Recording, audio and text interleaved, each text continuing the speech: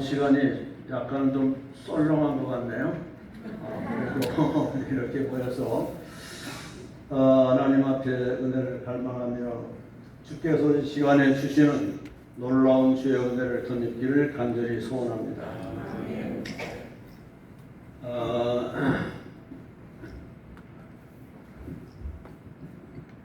우리 신앙생활의 출발은 하나님께서 역사하심으로 신앙생활이 출발이 되어집니다. 우리를 전적으로 택하시고 역사 속에서 불러서 그리고 의롭다 인쳐주시고 그리고 회개하고 하나님의 백성 삼아주시는 이 모든 것은 내게서부터 출발되어지는 것이 아니라 전적인 하나님의 은혜인 줄 믿습니다. 제가 여기서 공부를 마치고 대한신학을 갔어요. 대한신학을 가게 되어진 이유는 용문산 기도원에 있을 때 대한신학밖에 몰랐어요. 왜 그런 거 아니? 우리 선배님 가운데 이준만 목사님이라고 하는 분이 계셨어요. 그리고 그때 당시 나정도 목사님이 계셨어요.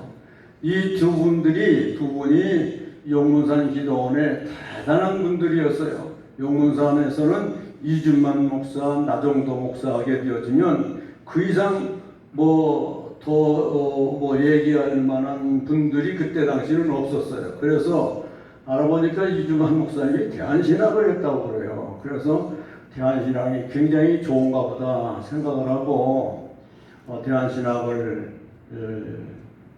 갔습니다. 가서 공부를 하는데 강의 시간에 교수님께서 급판에다가 우리의 구원은 어떻게 이루어지는가? 우리의 구원은 하면서 우리의 구원 1. 내 노력으로. 두 번째, 내 노력 플러스 하나님의 은혜. 그 다음에 세 번째, 전적인 하나님의 은혜.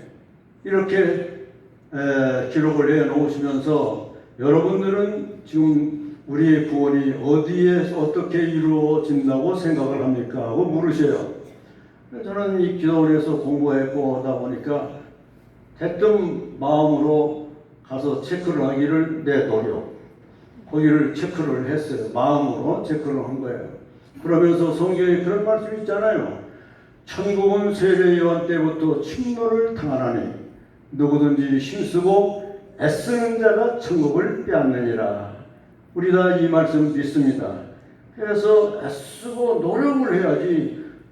그래서 구원을 얻는 것은 전적으로 내 노력으로 되어지는 것이다. 거기다가 체크를 하고 공부를 하기 시작을 했습니다. 2학년이 되어지고 3학년쯤 되어지니까 내 노력 거기에서 다음에 어디로 가는 거 아니? 두 번째로 가는 거예요. 내 노력도 중요하지만 하나님이 함께 해주셔야지. 하나님이 함께 해주시지 않으면 안 되지 않는가? 이걸 갖다가 내 노력과 하나님이 함께 하신 이걸 신학적으로 단어를 하나 붙인다고 그러면 신인 협력설 이렇게 얘기를 할 수가 있습니다. 하나님과 인간이 협력해서 이룬다는 얘기가 되어지는 거예요. 그래서 2학년을 거쳐서 3학년쯤 되어서는 신인 협력설 거기를 체크를 하고 거기를 붙들고 있었습니다. 그러다가 공부를 더 하면서 이제 4년 공부를 하고 그 다음에 또 대학원 3년을 또 공부하고 그러니까 그래서 공부 마치고 가서 대한신학에서 7년을 또 공부를 하게 되어진 거예요. 그런 가운데 시간이 지나면 지날수록 경험되어지고 확인되어지고 그리고 하나님 앞에 고맙고 감사한 마음을 갖게 되어지는 것은 내 노력도 있는 것 같고 내 노력에다가 하나님의 은혜를 더하는 것도 같기도 하고 하지만 사실상 따지고 보면 전적인 하나님의 은혜다 라고 하는 거기를 체크하게 되어지는 거예요. 분명히 우리가 걸어갈 때는 내 발로 내 마음대로 내 목적지를 향해서 내가 출발해서 진행하고 목적지를 향해서 나아가고 있습니다. 하나 조금만 생각을 더 깊이 해보게 되어지면 나를 걸을 수 있게 해주시고 시간도 주시고 그리고 건강도 주시고 이 시간 함께 하시는 하나님이 그렇게 할 수 있도록 역사해 주시지 아니하신다고 그러면 하나님이 주체적으로 역사해 주시지 않는다고 그러면 나는 아무것도 할 수 없다 라고 하는 고백을 하게 되어지고 시간이 지나면 지날수록 전적으로 하나님의 은혜를 깨닫게 되어집니다. 우리는 이렇게 신앙생활을 해 나가고 있는 줄 압니다. 그러다가 어느덧 교회를 개척해서 내가 설교한 세월을 이렇게 슬쩍 훑어보니까 50년이 넘는 거예요.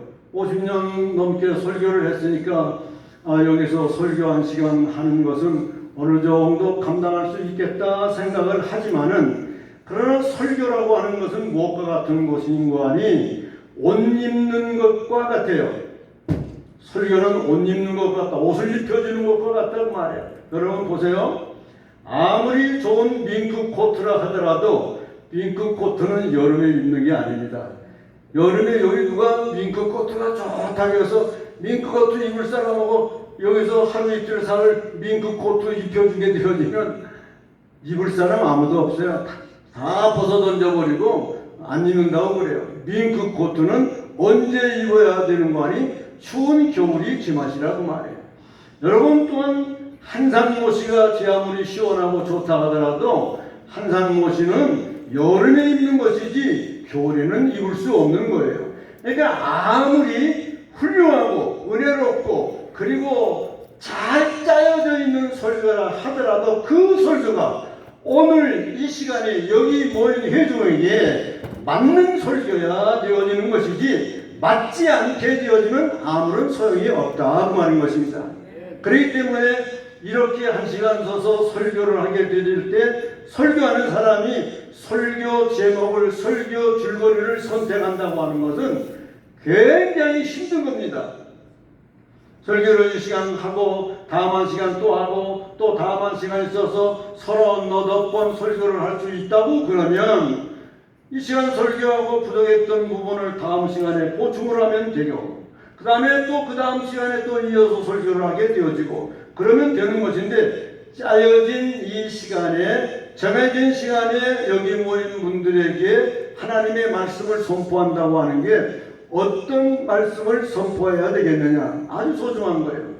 그러길래 저는 나름대로 12일 날 새벽 5시에 출발해서 여기 9시에 도착을 해가지고 그리고 낮 시간부터 참석을 해서 모든 시간을 다 참석을 하면서 이렇게 강사님들의 설교를 다 듣고 그리고 회중 여러분들을 두기번 들여다 돌아보면서 계속해서 오늘 이 시간을 생각한 거예요. 내가 설교해야 될 때 어떤 설교를 해야 될까 하면서 이 생각 저 생각 많은 생각이 많이 나고 있지만, 그러나 우리가 지금 어디에 있는가라고 하는 것을 생각해 보게 되어질 때 하나님의 작전과 하나님의 역사 속에서 하나님이 하신 일 가운데 지난 과거로서 끝나버린 일들도 있다고 말해요.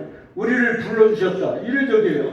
우리를 선택했다, 하나님이 선택했다 했어요. 우리를 중생시킨 거예요. 하나님이 한 번 하신 거예요. 우리를 또 의롭다 인정해 주시고 하는 일은 모든 것. 그런데 우리는 지금 어디쯤 와 있는 거 아니? 어디에 있는 거 아니? 저나 여러분들 우리 모두는 지금 성화라고 하는 이 단계에 놓여 있습니다. 믿으시죠? 우리는 성화라고 하는 단계에 놓여 있다고 말해요.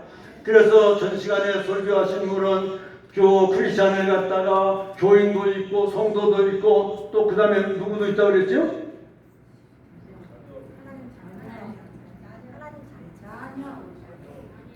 그 뒤에 세 번째 얼른 빨리 기억했었는데 생각이 안 나죠? 하나님 자녀. 네? 하나님 자녀. 울려요 사람들. 자, 그런데 다 오는데 예수 그리스도로 말미암아 구원함을 받은 하나님의 사람들은 그렇게 구물을 짓는 것보다는 잘 믿는 사람 못 믿는 사람 다 그 울타리 안에 들어있는 줄 믿습니다. 이것이 내게서 출발되어진 것이 아니라 하나님의 은혜로 출발되어졌기 때문에, 예를 들어서 국민학교 우리 이제 나이가 몇 살인가 7살인가 8살인가 하게 되어지면 통지서가 나와서 다 학교 들어가요. 자, 그래서 6년 동안을 공부하면 졸업하게 되어져요. 6년 동안 공부하는 그 시간에는 우리 모두가 다 한 학생이에요. 한 한 학년에 들어있는 한 학생이라고 말해.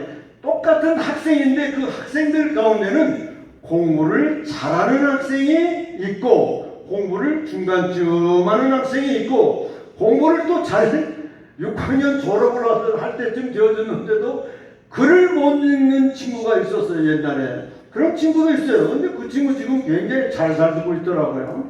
자, 이런 걸 보게 되어지면 한 그룹 안에서 함께 공부해 나가고 있는데 다 똑같은 학생이라고 말이에요. 학생인데 공부를 잘하는 학생이 있고 중간쯤 하는 학생이 있고 그 다음에 학생인데 공부를 못하는 학생이 있단 말이에요. 우리가 예수 그리스도의 은혜로 구원함을 받아서 하나님 앞에서 신앙생활을 나가고 있는 분들의 모든 모습을 보게 되어질 때, 목사가 목회하면서 보게 되어질 때 신앙생활을 짭짤하게 잘하는 분들이 계신가 하면은 신앙생활을 중간쯤 하는 분들도 계시고 신앙생활을 저렇게 하면 안 되는데 하고 걱정이 되어지는 그런 분들도 있다고 말해요. 그러나 목회자는 신앙생활을 잘하는 분을 보고서 너무 거기에 빠질 것도 아니고 신앙생활을 잘 못하는 분 때문에 너무 애탈 것도 없는 거예요. 왜냐하면 그분도 가다가 은혜 받고 깨닫고 새로워지게 되어지는 앞서서 신앙생활하는 분보다도 더 앞서 신앙생활을 뒤집어 잘하게 되어지는 줄 믿습니다. 그러나 신앙생활을 꽤나 잘하던 분도 시험이 되어지고 어려움을 겪게 되어지면 그만이야 그분도 교회에서 가시노릇을 하게 되어지고 어렵게 할 소지가 있다 그 말인 것입니다. 그렇기 때문에 목회자는 신앙생활하는 성도를 이렇게 목회를 하면서 끊임없이 잘 아는 분을 향해서는 계속 격려하고 후원하고 더 잘할 수 있게 기도를 하고 후원할 것이고 그 다음에 좀 시험이 되어지고 어려움이 있다 하더라도 이도 은혜 받고 깨닫고 새로워지게 되어지면 하나님의 신실한 사람이 되어질 수 있다라고 하는 희망을 놓지 않고 계속 목회에 나가게 되어지면 어느 때인가는 그가 놀라운 주의 은혜를 역사를 나타나게 되어진 줄 믿습니다. 그렇기 때문에 신앙생활은 지금 여기서 끝장을 내고 여기서 마지막으로 얘기되어지는 그런 것이 아니라 우리는 갈 길이 아직 남아있어요. 남아있기 때문에 그 가는 여정 속에서 어떤 일이 어떻게 벌어지는지 아무도 모른다 그 말인 것입니다. 그렇기 때문에 우리는 하루하루 하나님 앞에서 성실한 믿음으로 신앙생활을 해나가는 가운데 얼마나 하나님 앞에서 거룩한 백성으로 살아나가야 되느냐 그 말이에요.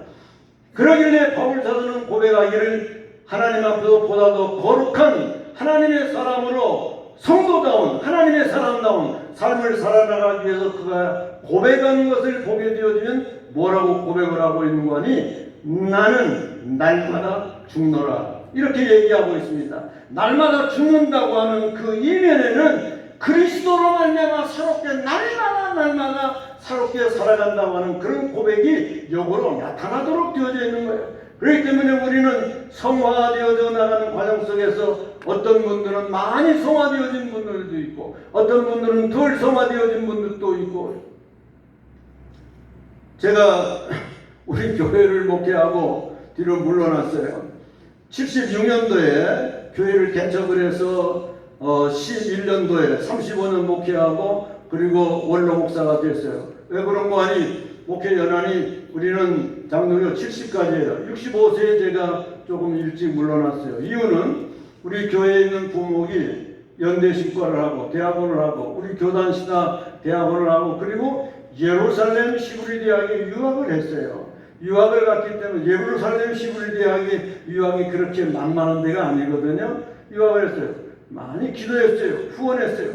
이 친구가 12년 만에 학위를 받고 돌아왔어요.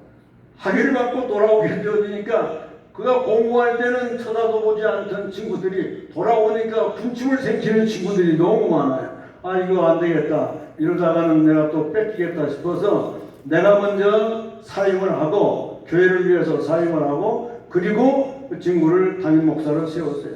그 무렵에 두 가지 현상을 내가 경험을 하게 두 가지 현상을 왜 그런 거 아니?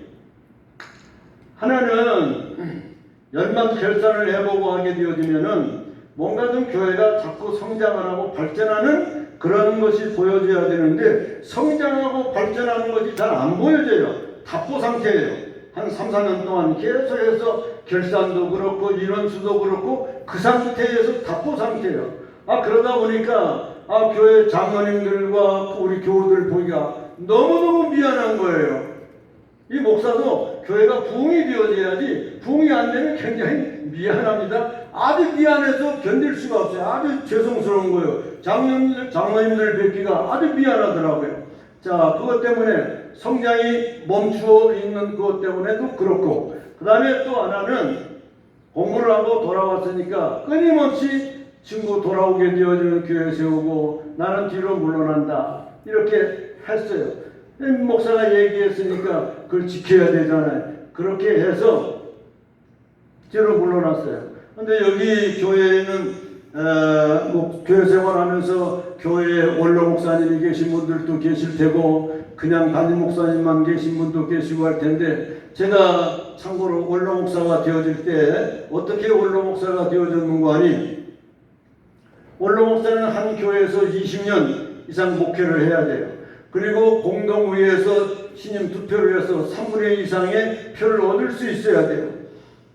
그때 당시 임시 단위장으로 와서 진행을 하고 있는 목사님 선거 투표용지를 다 만들어 가지고 투표를 하려고 그러는데, 저 회중석에서 한 분이 일어나서 얘기하기를, 목사님 발언하겠습니다. 예, 말씀하세요.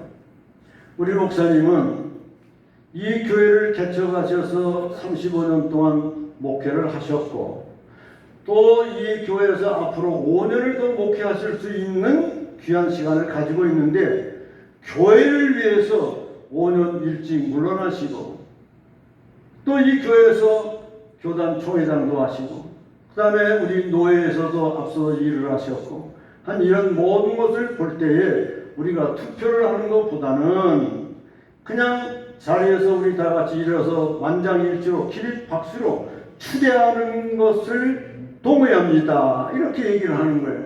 그러니까 여기저기서 제청합니다 그러는 거예요. 그 사회를 진행하던 목사님이 멍하니 있다. 그럼 묻겠습니다. 이유가 없습니까? 이유 없다는 거예요. 그래서 전 교인이 일어서서 원로 목사로 추대의 기립 박수를 받고 내가 원로 목사가 되어진 거예요. 그냥 투표를 해서 얼마는 되고 얼마는 아니고 그런 게 아니에요.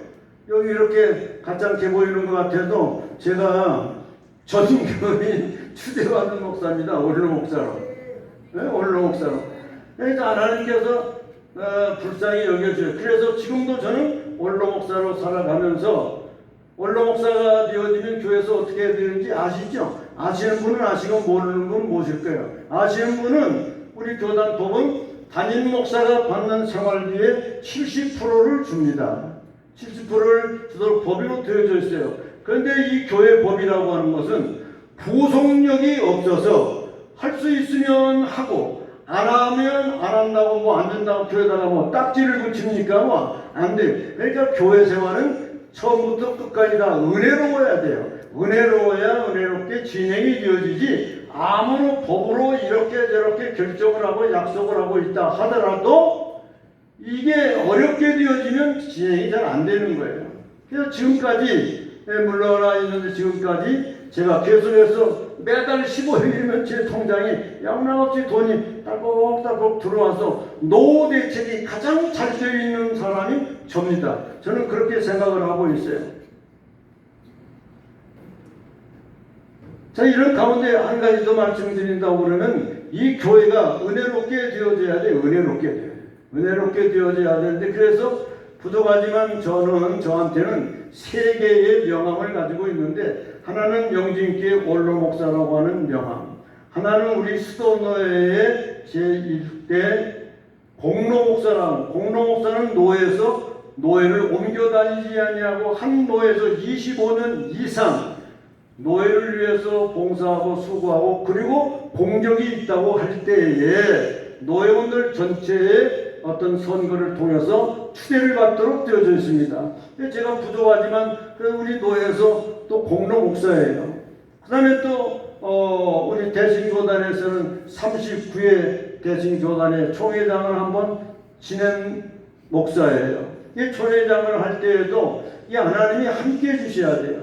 제 전에 총회도 두 사람이 나와서 한 사람 되고 한 사람 떨어지고, 제 후에도 두 사람 나와서 한 사람 되고 한 사람 떨어지고, 이 투표라고 하는 것은 돼야지, 떨어지면 참 곤란합니다.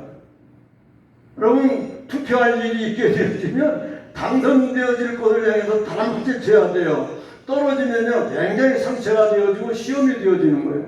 그래서 제 때에도 저의 전에 분도 그렇고 후에도 그렇고, 된 사람은 좋지만 안 된 사람은 마음에 상처가 되어지고 그랬던 거예요. 그런데 제가 나왔을 때는 동료들이 잘 일을 만들어 줘가지고 누가 나오는 사람이 없었어요. 저 혼자 했었어요. 그러다 보니까 제가 부총회장, 총회장 추대를 받아가지고 총회장으로서, 그래서 이러한 귀한 명함이 늙게 되어지면, 세월이 가게 되어지면 생각이 달라지고 하다 보니까 이상한 생각이 들 소지가 있다고 말이에요. 그래서 변하지 않는 그런 마음을 갖도록 끊임없이 기도하고 원로 목사로, 공로 목사로, 그리고 한 교단의 총회장으로 했던 그 일이 욕되지 않도록 하기 위해서 무던히 애를 쓰면서 기도하고 있습니다. 그런 가운데 우리 아이들이 셋인데 딸아이들 둘하고 모습 하나가 있는데, 아들이 대학을 공부 다 하는 동안에 교회에서 대학까지 장학금을 다 주어서 대학까지 공부를 했어요. 우리 아들 아이는 성악을 하는 아이인데 대학 4년을 하고 이태리에서 7년 유학을 하고 미국 가서 3년 하고 하는데, 유학 10년 동안을 유학하는 동안에 교회에서 장학금을 10년을 줬어요. 그러니까 우리 아이들 교육 문제를 교회가 다 책임져 주는 거죠. 그 다음에 지금 이 목사도 역시 교회가 먹고 사는 문제를 다 책임져 주고 있지 않습니까? 그래서 교회에서 은퇴하게 되어질 때 아파트도 하나 주고 돈도 좀 주고 해서 그 돈을 가지고 포천에 300평 땅을 사가지고 샬롬 전원 채플이라고 하는 공간을 만들어서 중국 선교를 10년 넘게 잘했습니다. 아마 아는 분은 아실 것 같은데, 여기서 함께해서 58년을 같이 했던 이종봉 목사님이라고 하는 분이 계세요. 그분은 제가 형님으로 모시고 여기서 같이 졸업하고 서울 올라가서 그분은 고신에서, 통신에서, 그리고 저는 대신에서, 그리고 다 이제 은퇴하고 난 다음에 중국 선교를 10년을 1년에 6번을 다니면서 잘했습니다. 잘하고, 그리고 지금도 그 샬롬 전원 체프를 공간을 만들어 가지고 있게 되어지는데, 그걸 하나님 앞에 영진교회에 바쳤어요. 바친 이유는 뭔가 하니, 내가 자산이 있어서, 내가 돈이 있어서 이 공간을 만든 것이 아니라 영진교회가 내가 은퇴할 때 주어서 그 돈을 가지고 만든 것인데, 내가 욕심낼 거 뭐 있겠는가. 사는 날까지 영진교회가 먹을 거, 생활할 만한 것을 주어서 그것으로서 먹고 살고 하면 되고, 아이들은 대학까지 공부 다 가르쳐 주어서 다 결혼도 잘하고 다 자기 각자의 길을 뭐 한국에서 미국에서 다 걸어가고 있게 되어지니까 아이들 걱정할 것도 없고, 그래서 어쩌면 은퇴 목사로서 하나님 앞에 정말 감사하면서 그 샬롬 전원 채플이 매덕 가는 건데 영진교회에 바쳤어요. 그래서 이유는 내가 사는 날까지만 내가 여기서 살고, 그리고 내가 죽은 다음에는 이것은 영진교회가 스시 되어진다. 그걸 내가 어디서 힌트를 얻는 거 하니, 이화 총장이셨던 김옥길 박사님께서 문경세제에 있는 쪽에 그 동생 김동길 박사님이 이래저래 주선해 줬던 마련해 준 공간이 있었던가 봐요. 그래서 동생, 내가 이것을 이화 재단에 바치고 싶은데 어떻게 했으면 좋겠나 하니까, 그럼 누님이 하시고 싶은 대로 하세요. 그래서 김옥길 박사님이 사시는 날 동안만 그걸 당신이 생활해서 살고, 그리고 돌아가시면서 그걸 유학대에다 바쳤다고 해요. 그 얼마나 아름다운 일이에요.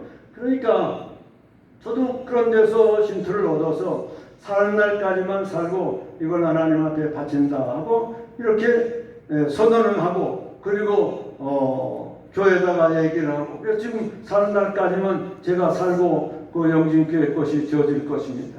그러니까 그동안에 하나님께서 먹여주시고 입혀주시고 아이들 대학 공부 시켜주시고 이런 모든 것을 생각해 보게 되어질 때 왜 이렇게 할 수 있는 거 아니? 제 아내가 오래전에, 내가 목회할 때 오래전에 뇌출혈로 수술을 했어요.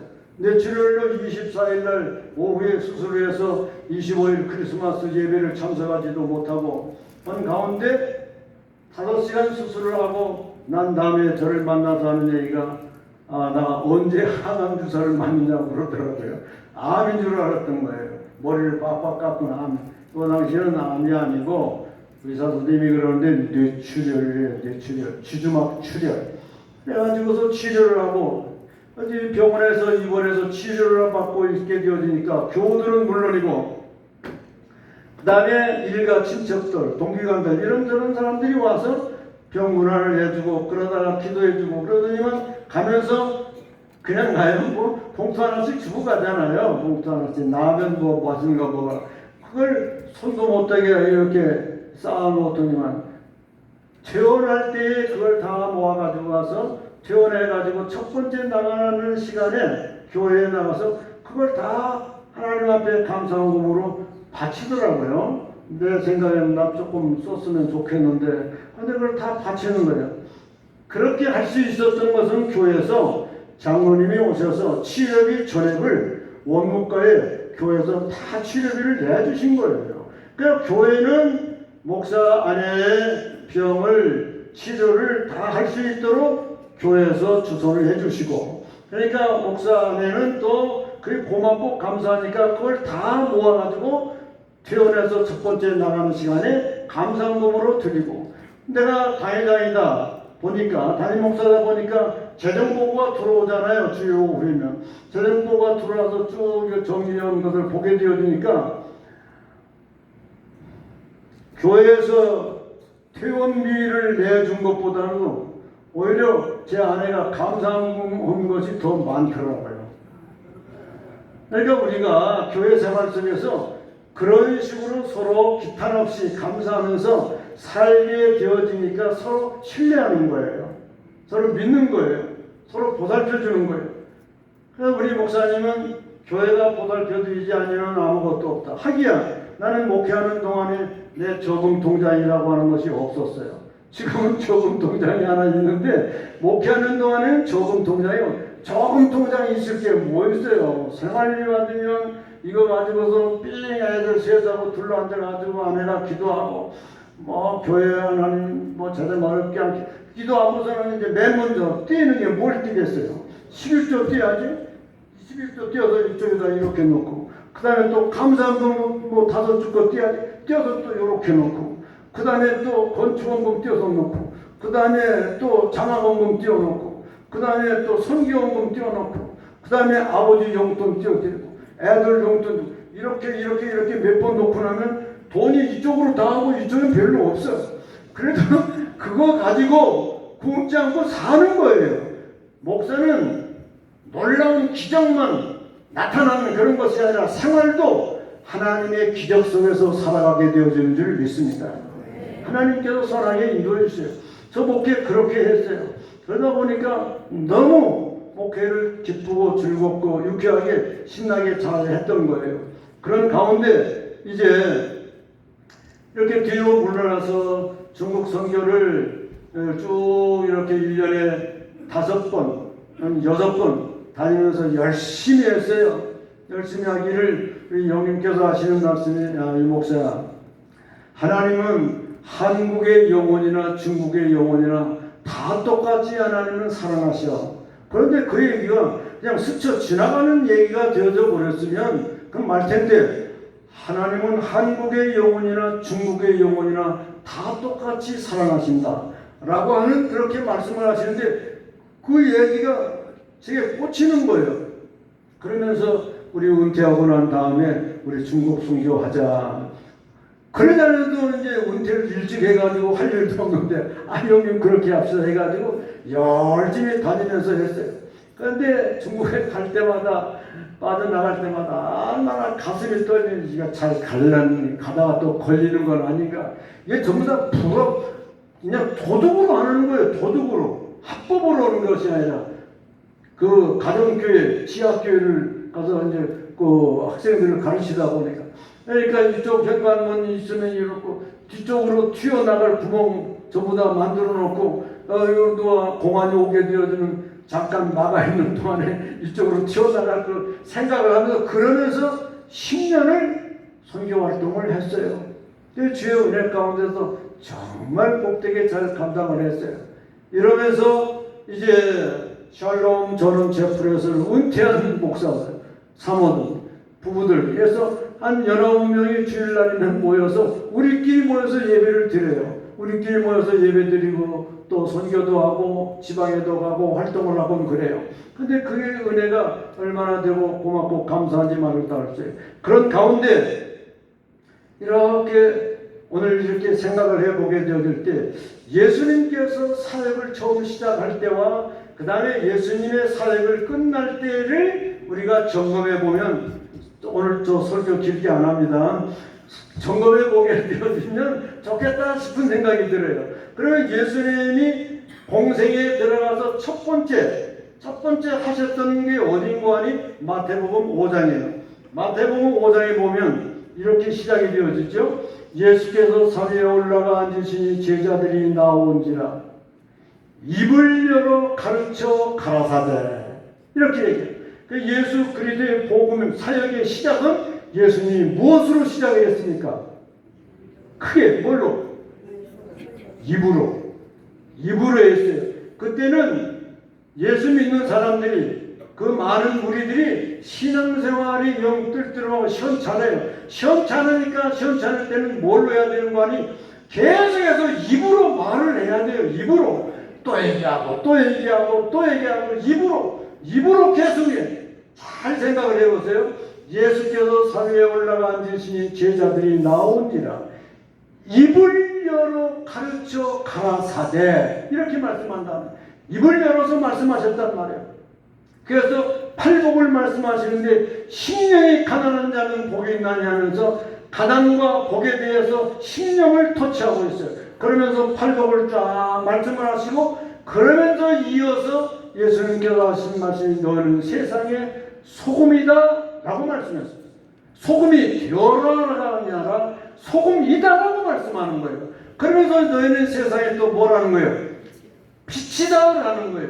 그래서 소금은 맛을 내는 것이고 빛은 바라는 거예요. 자, 그런데 예수님께서 왜 처음에 공생애의 설교를 시작하면서 우리를 향해서 세상에 소금이라고 부르고 세상에 빛이라고 말씀을 하셨을까? 생각하게 될 때 소금은 녹는 거지 않습니까?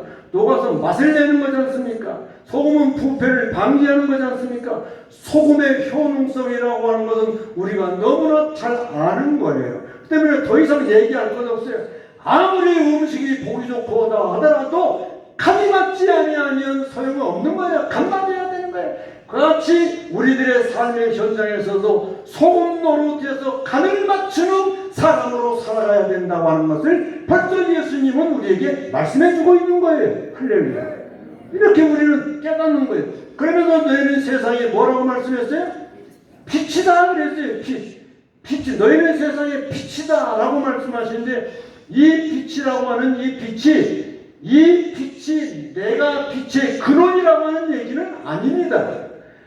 이 빛이라고 하는 단어는 무슨 빛인 거 아니? 바라는 빛, 발광체 빛이라는 거예요.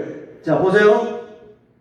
우리가 어렸을 때는 장난감이 없어요. 지금은 장난감이 많지만 장난감이 없으니까 그때 가장 재밌는 장난감이 무슨 장난감이 있었는 거 아니? 오목렌지가 있었어요. 오목렌지. 공부하는 시간에 창가에 햇빛이 쫙 들어와요. 저는 오목렌지로 그 빛을 받아주라 이렇게 쓰면 책상에 연기가 솔솔 나요. 빛을 받아서 반사해서 오목렌지 책상을 지금 태우는 거예요. 검정 고무신, 내 고무신 표시를 해야 되겠는데 어떻게 고무신 앞에 이렇게 고무신 앞에 거기다 구멍을 2개를 뚫는데 그 빛을 받아서 옥냉이로 갖다 딱 대고 있으면 그 고무신 구멍이 나요. 구멍이 동그란 구멍이 나서 내 고무신 표시가 나는 거예요. 그러니까 그 빛을 햇빛이 쨍쨍 내리쬐고 좋을 때는 반사가 잘 되어지지만 구름 끼고 날씨가 좋지 않은 날은 옥냉이를 아무리 갖다 대고 해도 이게 안 되는 거예요. 자, 이쯤 되어지면 벌써 무슨 말씀인지 이해가 되실 거예요. 우리가 반사하는 빛인데 그 빛을 제대로 발휘하기 위해서는 빛의 근본이신 하나님의 빛을 우리가 많이 잘 받아서 그 빛을 바라는 사람으로 살아야 된다 그 말이에요. 그래서 성경은 얘기하기를 말씀하시기를 내가 무슨 일을 할 때 내 힘으로 하지 말고 하나님께서 주시는 힘으로 하라고 그렇게 말씀하라고 있는 거예요. 왜 내 힘으로 하지 말라고 말씀하신 거 아니? 내 힘은, 내 인간의 힘은 한계가 있어요. 조금만 하다 보면 바닥이 나는 거예요.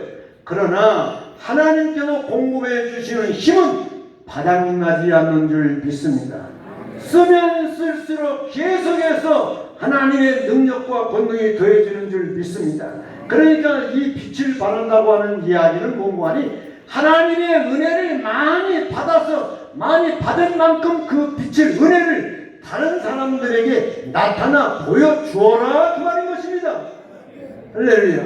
그러니까 우리 신앙생활은 어떤 사람이 잘하는 거 아니 하나님의 은혜를 많이 받은 사람이 은혜 받은 만큼 다른 사람에게 그 은혜를 나타내는 거예요.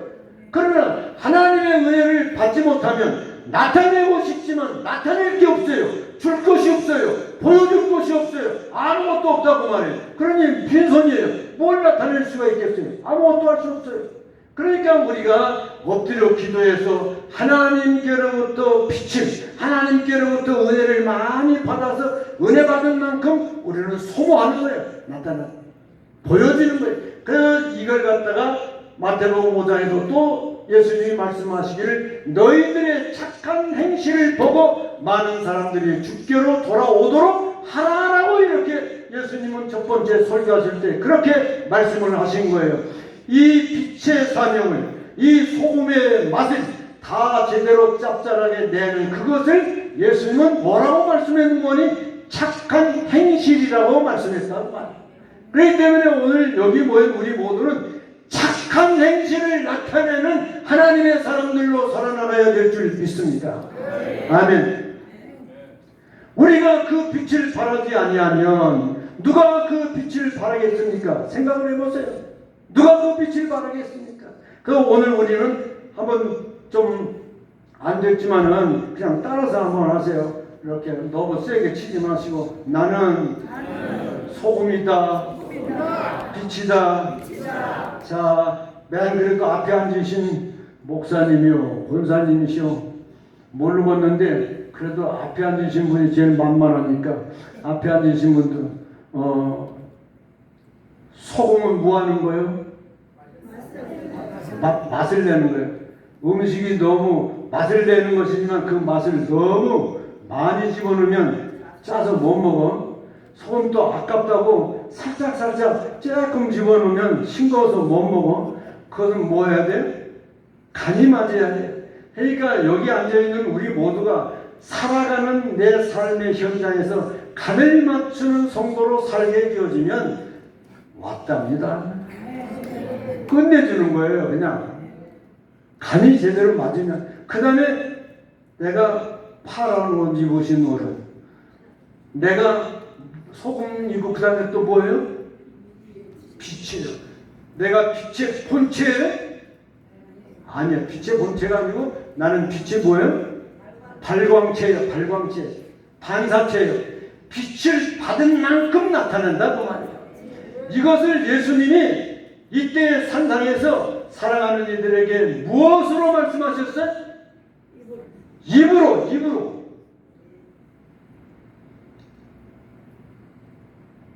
옥랑 선교사님의 말씀으로 하면 주댕이로. 입으로 말씀하셨어요. 그런데 이 말씀을 다 하시고 이제 뛰어 넘어갑니다. 시간이 벌써 43분이니까 뛰어 넘어가서 이제 예수님이 사역을 다 하시고 이제 끝자락에 가서 유언적인 말씀이 어디에 있는가 거기를 한번 찾아봐야 돼요. 예수님의 사역의 끝자락에서 유언적인 말씀이 어디 있는가 그 찾아보게 되어지면 요한복음 13장, 14장, 15장, 16장이 예수님의 유언장입니다. 그리고 17장은 기도장이 되어집니다. 그러면 뒤에 것은 다 좀 젖혀놓는다 하더라도 13장에는 무엇이 나오는 거 아니? 예수님께서 사랑하는 제자들을 쭉 불러 앉혀놓고 거기서 태자가 물을 떠다 놓으시고 그리고 수건을 허리에 동이시고 그리고 제자들의 발을 씻어주십니다. 그런데 그 발 씻어주시는 이유는 뭔가 하니? 너희가 서로 사랑하라는 겁니다. 그런데 사랑하라고 하는 그때 예수님은 예수님의 사역의 끝자락에서 예수님은 그때 입으로 오늘 설교 결론입니다. 입으로 말씀하시지 아니하시고 손으로 말씀하십니다. 이거 깨달으면 되는 거예요. 처음에는 입으로 말씀하셨는데 예수님 사역의 끝자락에서는 입을 쓰지 아니하시고 손을 쓰셨다고 말해요. 손으로. 사람의 언어 가운데 아름다운 언어가 세 가지가 있습니다. 하나의 언어는 입술로 하는 언어입니다. 생각이 별로 없습니다. 그냥 원고 주면 원고대로 그냥 나불나불 입술로 얘기하는 얘기입니다. 감동이 별로 없습니다. 두 번째 언어는 무슨 언어인고 하니 가슴의 언어입니다. 가슴의 언어는 문학 전집을 본다든지 어떤 좋은 글을 읽게 되어지면 가슴이 찡해지는 것을 경험하게 되어집니다. 우리 그러고 살았어요. 그런가 하면 세 번째 언어는 영의 언어입니다. 입술의 언어, 가슴의 언어, 영의 언어. 영의 언어라고 하는 것은 못 알아듣는 영적인 영의 언어를 얘기하는 것이 아니라 손으로 하는 언어를 영의 언어라고 그렇게 얘기합니다. 손으로 하는 언어. 손으로. 여러분, 예수님이 십자가를 앞에 놓고 마지막 유언적인 입장을 요한복음 13장을 그전에서도 많이 읽었어요. 많이 읽었는데 어느 책을 보고 어느 글을 읽고 하면서 요한복음 13, 14, 15, 16장은 예수님의 유언장이다라고 하는 것을 딱 붙들고 그리고 요한복음 13장을 보기 시작하니까 뜨거워지는 거예요. 감격해지는 거예요. 그러면서 마지막 얘기는 후투로 듣는 법이 없지 않습니까? 마지막 얘기는 유언은 정말 잘 귀담아 듣지 않습니까? 그런데 13장 유언장인데 예수님께서 사랑하는 제자들의 발을 씻어주셔. 하나하나 더러운 발을 다 씻어. 그러면서 주님을 향해서 발꿈치를 든 유다의 발까지도 씻어주시는 거예요.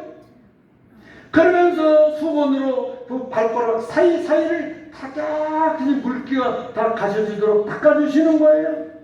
그러면서 예수님이 하시는 말씀은 내가 너희에게 본을 보여주었으니 너희도 이렇게 서로 사랑하라라고 말씀합니다. 그래서 우리 하나님의 예수님의 결정체는 뭔가 아니 사랑입니다. 사랑. 여러분 혼자 할 수 있는 거 많이 있습니다. 스케이트 혼자 탑니다. 자전거도 혼자 탈 수 있습니다. 무엇이든지 혼자 할 수 있습니다. 여러분 키스 혼자 할 수 있을까요? 아니요. 죄송한 얘기지만 키스 혼자 해본 사람. 키스는 상대가 있어야 됩니다. 사랑하는 상대가 있어야 됩니다. 그래야 사랑이 되어지는 겁니다. 짝사랑도 심지어 짝사랑도 상대가 있을 때 짝사랑을 할 수 있게 되어지는 겁니다. 그런데 이 사랑이 없이도 잘도 살아가는 사람들이 꽤나 많이 있습니다. 그런데 사랑이 없이는 살 수 없는 분이 한 분 있습니다. 그분이 누구인고 하니 하나님이십니다. 할렐루야. 하나님은 사랑 없이는 살 수 없습니다. 하나님이 우리를 사랑하셔서 하나밖에 없는 독생자 예수 그리스도를 이 땅에 보내주셨습니다. 내게 볼펜이 2개, 3개가 있었어요. 2개 있어요.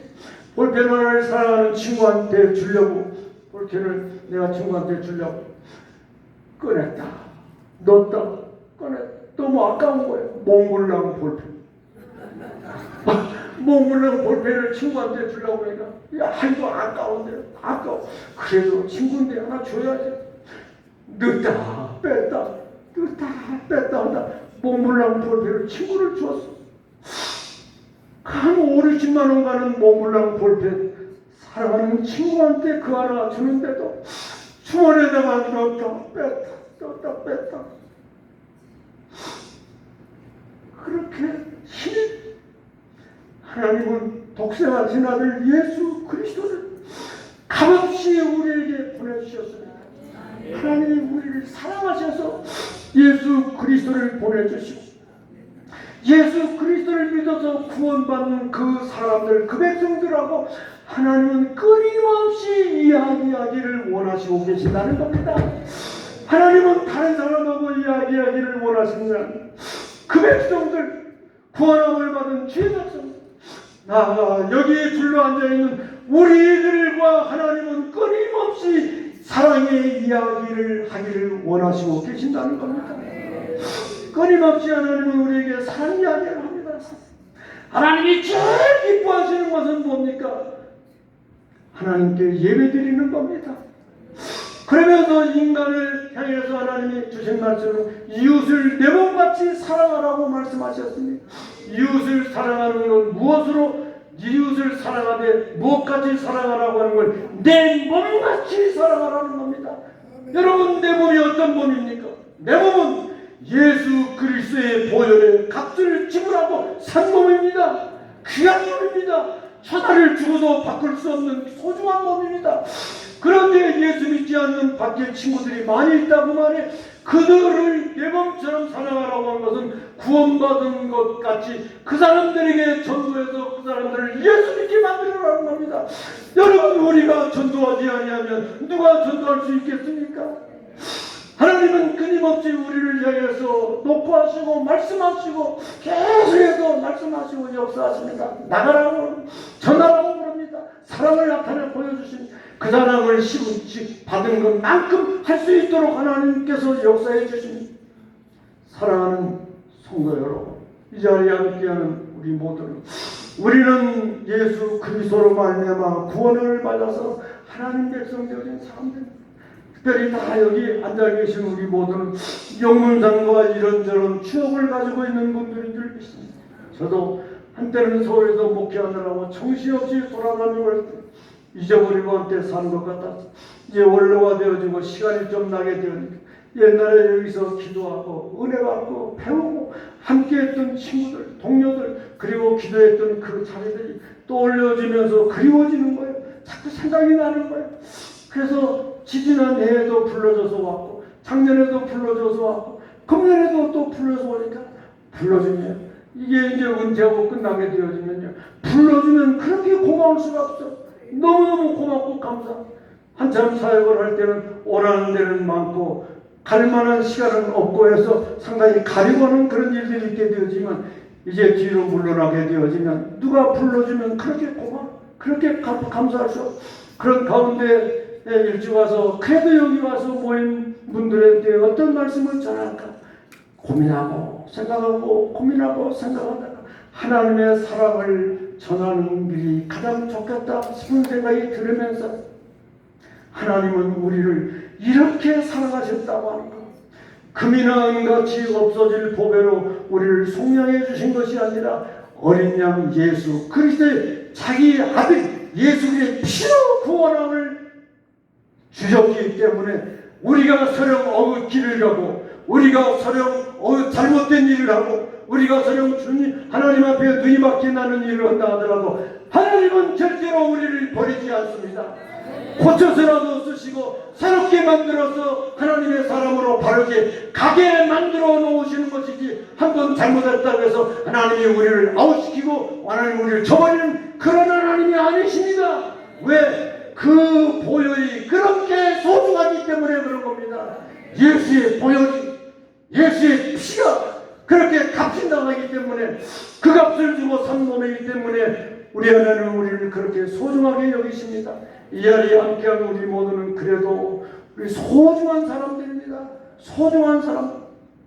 칼빈은 말하기를 인생은 예배가 중심이고 내가 나가는 교회가 내 인생의 전부다라고 하는 말을 했습니다.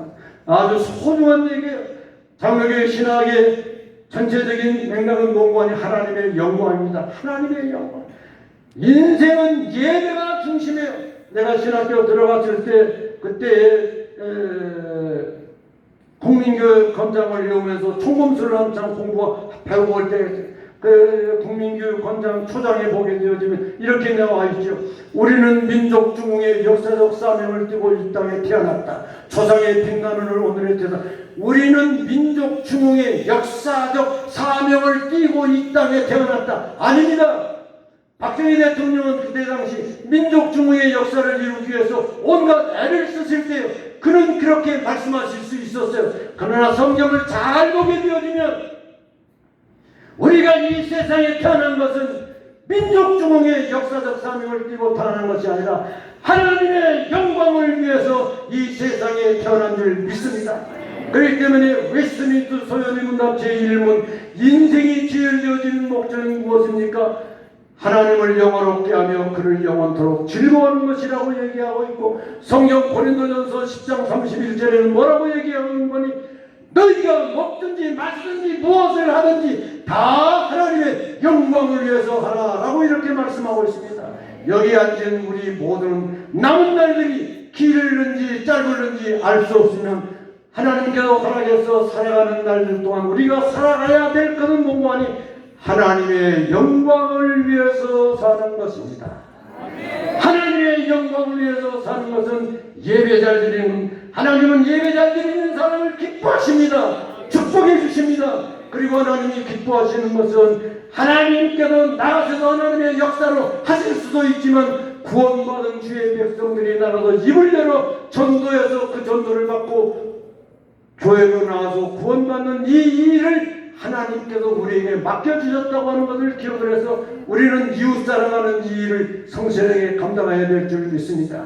이 일이 하나님의 영광을 위해서 사는 삶입니다. 우리 모두는 하나님의 영광을 위해서 사는 귀한 분들로 복되시기를 주의 이름으로 축복합니다. 고마우신 하나님 감사합니다.